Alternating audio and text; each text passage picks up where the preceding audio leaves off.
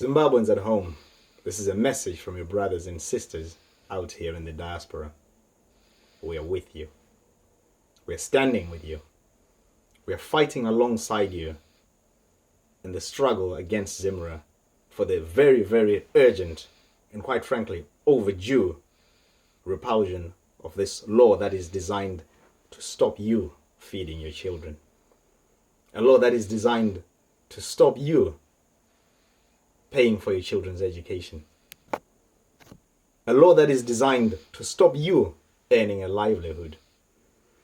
Contrary to the arguments and the reasons and the justifications put forward by the government for the enactment of the law has nothing to do with saving foreign currency or retooling derelict Zimbabwean industries or encouraging the running of factories and stimulating employment within Zimbabwe.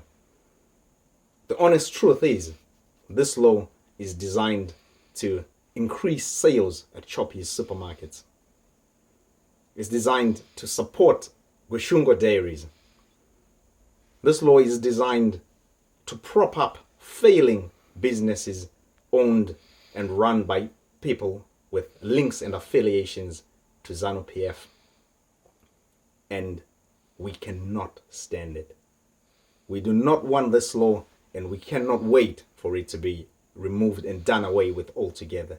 But even more importantly, we also cannot wait a day longer for Robert Mugabe and his regime to leave office now.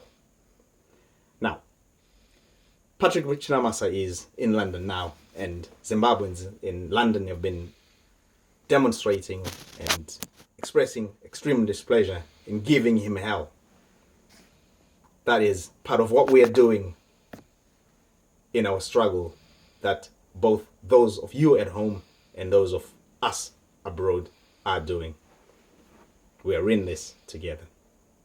So any of those people in Zimbabwe who may be thinking that you're left to your own devices, that we have abandoned you, that we are not with you, make no mistake. We are with you. We are fighting alongside you. And get ready for the fight of our lives. Now, our friends will say, oh no, we don't do politics. Tina, asienzi politics. Aiwa, kwete iso atitete politics. To them I say, so, if you don't do politics, who will do politics on your behalf? Nxa ungayenzi politics, ngoba noza kuyenzela politics yangikhona. Kana uchithi wa uitezwe politics. Achakuitela politics ndiyani?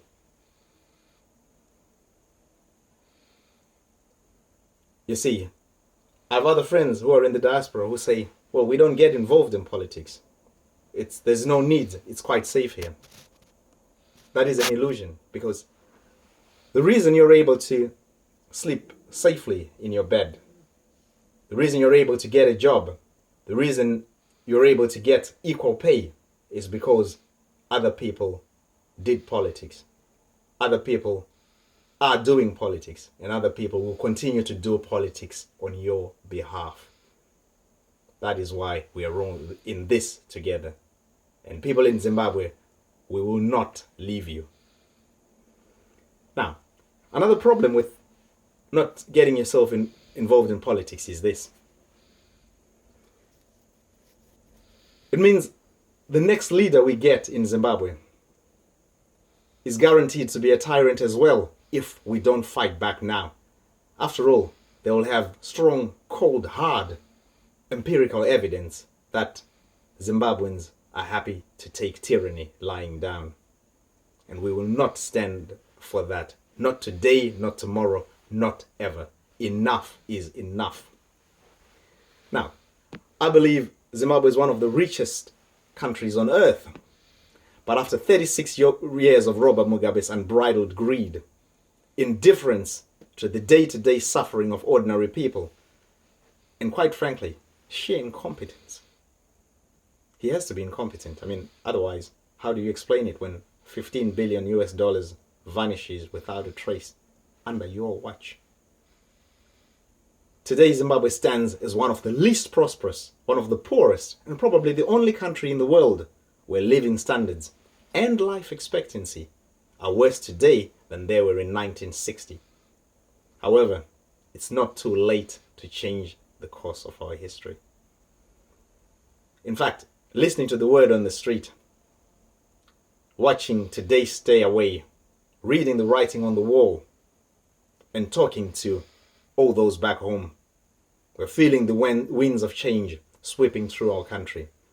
And you can tell that we are on the cusp of a fundamental shift in our politics that will change our nation forever. But the darkest hour often comes before dawn, and these criminals that we have for leaders are not necessarily going to give up their ill-gotten gains without a fight. Freedoms are hard won. So be resolute, be tenacious, and keep fighting. You are not by yourself. We're fighting with you. To the police, the army, and all security forces, we say, the great train of change is steamrolling its way into this nation, ready to fight injustice. Do not stand in the way. If you're defending Robert Mugabe, you're on the wrong side of history, and when the dawn of a new Zimbabwe comes, you will have to answer to the same people to whom you're committing crimes against humanity today. Ladies and gentlemen in the police, the judiciary, and all those controlling the levers of state power, we are warning you now. If you participate in this oppression, it will not be an acceptable defense to say, oh, I was just following orders. You see, there's a legal precedent here. Adolf Hitler's officials tried that after the Second World War. And if you know your history, you'll be aware of exactly what happened to them at the Nuremberg trials of 1946. Make no mistake, the people we are fighting are not going to give up power easily. Now, if they just made $15 billion in diamond mining alone, just imagine how much more they have made in gold mining. How much more they have made in their multiple farms which they lease out to the real farmers. And how much more they have made in illegally awarding government parastatal and city council tenders to companies that they own. Now, just 3 weeks ago, Robert Mugabe corruptly gave his son-in-law's brother, Derek Chikore, a $200 million contract that did not even go to tender. Now, I'm not a gambling man, but I'm willing to bet you that Robert Mugabe did not pay this relative of his in bond notes.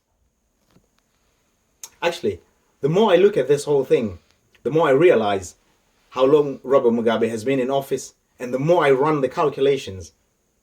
The war veterans compensation scandal, where ministers claimed to be 95% disabled in order to claim the maximum payout.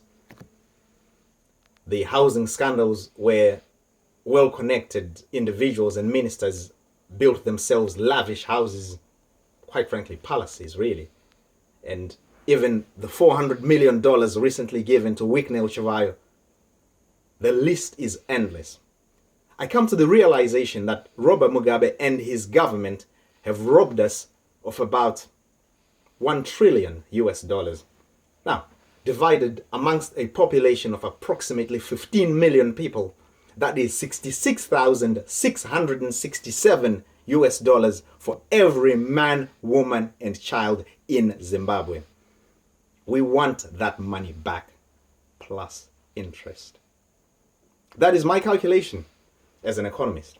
And if Robert Mugabe disagrees with that figure, let him tell us himself what the correct figure should be. I have a sneaking feeling that the answer that he gets from his calculation could probably be higher than that figure.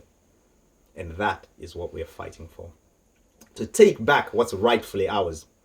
Zimbabweans, stay strong, stay courageous, and let's look out for each other. We're fighting not in a spirit of hatred, so do not destroy things, do not be violent without provocation. We're fighting with love in our hearts, intelligent economics in our heads, and passion and love for our country behind us. And remember, Robert Mugabe until he steps down, we will not rest. For more information, you can contact us, you can coordinate with us, you can share information and activities, whatever is happening, so that we can broadcast it to the world at the speed of light.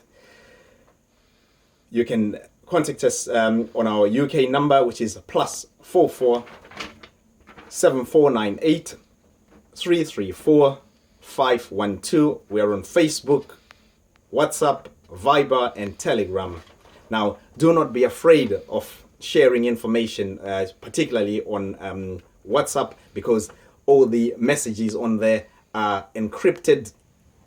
So that means you are safe, and nobody in government will be able to read them. Nobody in government will be able to eavesdrop on your WhatsApp calls or anything like that. You are perfectly safe.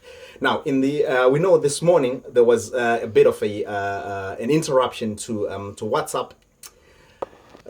To keep yourself safe from the abilities of the state machinery to blockade WhatsApp or any other social media, download onto your phone from the Apple App Store. You can download Tunnel Bear, or you can download it from the Google Play Store. These are tools that allow you to bypass any interruption by state and security agents stopping your accessing information and websites. So that's the name of the app is called Tunnel Bear, and it is quite free, 100%.